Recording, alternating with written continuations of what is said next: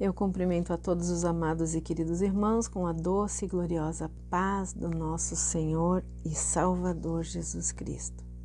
Continuamos hoje a nossa leitura, a nossa meditação aqui no capítulo 19 do livro de Deuteronômio. Quando o Senhor teu Deus tiver eliminado as nações pagãs cuja terra te dá e as conquistares e estiverdes habitando em suas cidades e casas, separarás 3 cidades no meio da terra cuja posse o Senhor teu Deus te concede. Estabelecerás o caminho, medirás a distância e dividirás em 3 partes o território da terra que o Eterno Deus te dará como herança. Isso para que nela possas habitar, possa se abrigar todo aquele que houver sido acusado de homicídio. Se um homem, sem querer ou por acidente, matar alguém que não era seu inimigo, poderá ir para uma daquelas cidades e ali ninguém pode executá-lo.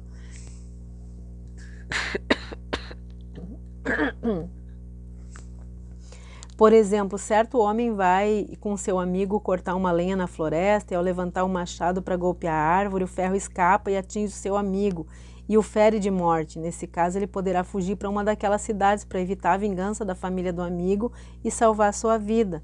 Do contrário, o vingador da vítima poderia persegui-lo enfurecidamente e alcançá-lo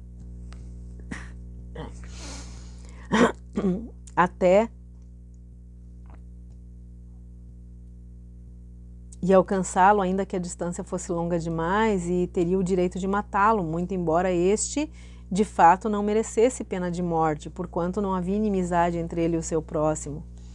E é por esse motivo que eu te ordeno, separa 3 cidades. Quando o Senhor teu Deus fizer com que tuas fronteiras se alarguem, como prometeu a teus antepassados, e te der toda a terra que jurou dar a teus pais, com a condição de que cuides de colocar em prática todos esses decretos que hoje eu te ordeno, amando ao Senhor teu Deus, andando sem parar nos seus caminhos, acrescentarás então mais 3 cidades de refúgio as 3 primeiras, a fim de que não te derrame sangue inocente na terra que o Senhor Deus te concede como herança, e portanto não haja culpa de sangue sobre ti.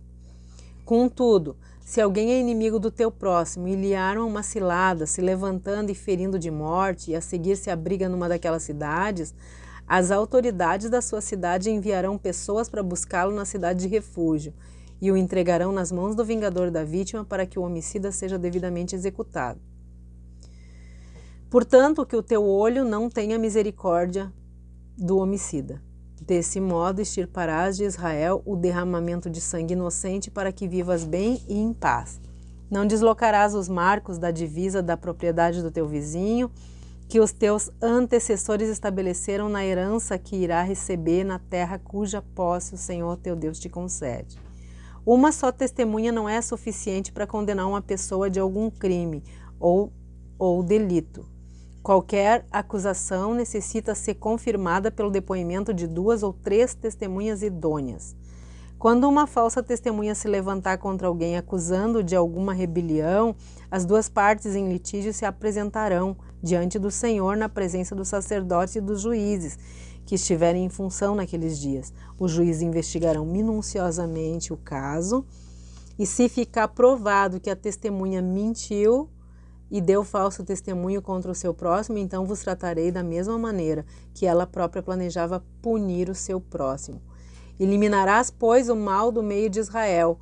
Todo o povo saberá do ocorrido e ficará apavorado, e nunca mais se cometerá um crime desses no meio de ti. Portanto, não considerás com piedade estes casos, alma por alma, olho por olho, dente por dente, mão por mão, pé por pé.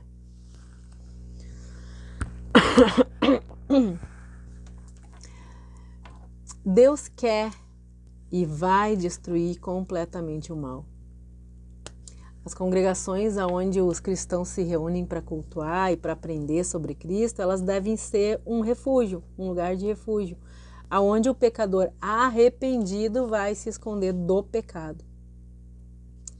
Queridos, não é se esconder das consequências do pecado, é ir para se esconder do pecado, sabendo que ele não vai poder continuar mais pecando. porque há um tribunal celestial em que os anjos servirão de testemunha e cada caso vai ser decidido. Hoje a porta da graça ainda está aberta e o pecador arrependido não precisa mais carregar o peso da culpa.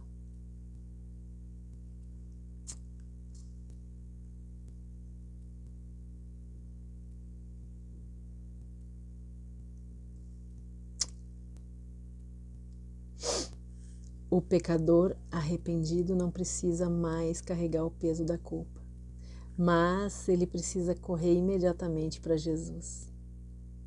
No exato momento em que nós nos sentimos terríveis pecadores, essa é a hora de nós correr para o refúgio em Cristo. Nós precisamos saber, queridos, que todo pecado e toda forma de pecado é uma afronta a um Deus que é completamente santo. Uma pequena mentira, um assassinato, um adultério, um estupro, a fornicação, a pedofilia, cometer uma injustiça ou roubar, todo tipo de pecado faz do homem um criminoso. Um criminoso arrependido ainda pode encontrar refúgio na cruz de Jesus. E ali ele pode viver eternamente em segurança, se ele realmente estiver arrependido. Desde que o primeiro pecado foi cometido, lá no Éden, Deus vem criando estratégias para proteger, para alcançar, para restaurar o pecador. Deus conhece o poder maléfico que o pecado exerce na humanidade e ele revelou o seu poder, que é muito maior do que o poder do pecado, para salvar a humanidade perdida. Lá em Números 35, já tinha referência às cidades, lembram? As cidades refúgio na Terra Prometida. Os israelitas não podiam, não iam se esquecer de aplicar, não podiam se esquecer de aplicar essas instruções, né?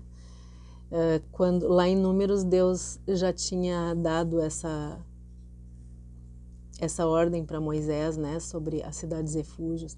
E agora aqui nesse sermão ele só está relembrando, porque depois que Moisés morrer, né, o povo está na entrada da Terra Prometida e eles não podem de jeito nenhum se esquecer desses detalhes, né?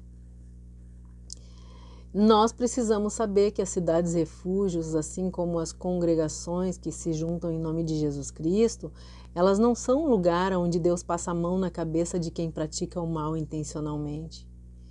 Do primeiro versículo até o versículo 10, nós vamos ver que o objetivo dessas cidades era eliminar o mal, não permitindo que um pecado tentasse justificar outro pecado. Deus não queria que alguém ofendido vingasse aquele que tivesse cometido um crime acidentalmente. Por isso é que por isso é que precisava das 6 cidades de refúgio. E a partir do versículo 11 até o 13, nós vamos ver que se o pecador é ruim, é perverso, cruel, e ele só está usando a cidade de refúgio para continuar pecando e destruindo vidas, ele tem que ser entregue nas mãos do familiar das vítimas que ele destruiu, né? E isso mostra, queridos, que a igreja é o lugar de refúgio, mas é somente para pecadores arrependidos, não para aqueles que querem se esconder, para evitar, para fugir das consequências dos seus pecados, né? E que continua cometendo os mesmos pecados. E a partir ali do versículo 14 até o 21, Deus deixa muito evidente que as regras que valiam para os israelitas continuam valendo para cada um de nós cristãos. Toda regra que foi criada e estabelecida por Deus tem a intenção de realmente acabar com todo o mal entre a humanidade. A regra era muito clara. Para qualquer acusação precisava das 2 testemunhas verdadeiras. Porque Deus tinha o objetivo claro de inibir o mal, não permitindo, né, que o mesmo pecado desse fruto de vingança e nem desse luz para os fofoqueiros de plantão, né? E é por isso que, diante de um crime, precisava haver um processo legal que analisaria cada caso. As testemunhas tinham que ser sérias, porque elas estavam sujeitas à pena de morte também, né? E a sentença não podia ultrapassar o crime cometido. As orientações de Deus são muito claras, queridos. As cidades refúgios não eram uma licença para pecar e a lei não era uma licença para vingança. Era um princípio legal onde o castigo inibia o pecado, eliminava o mal pela raiz e não permitia que os pecadores se apegassem aos crimes cometidos. Os cristãos precisam e devem viver de forma que as pessoas se envergonhem de pecar enquanto estão com eles. Se as pessoas não se envergonham de pecar enquanto estão com nós, queridos, tem alguma coisa errada com a gente. Os cristãos precisam ter coragem de repreender, de exortar e de ensinar sobre o pecado e sobre a justiça de Deus, mesmo que isso possa nos custar a vida.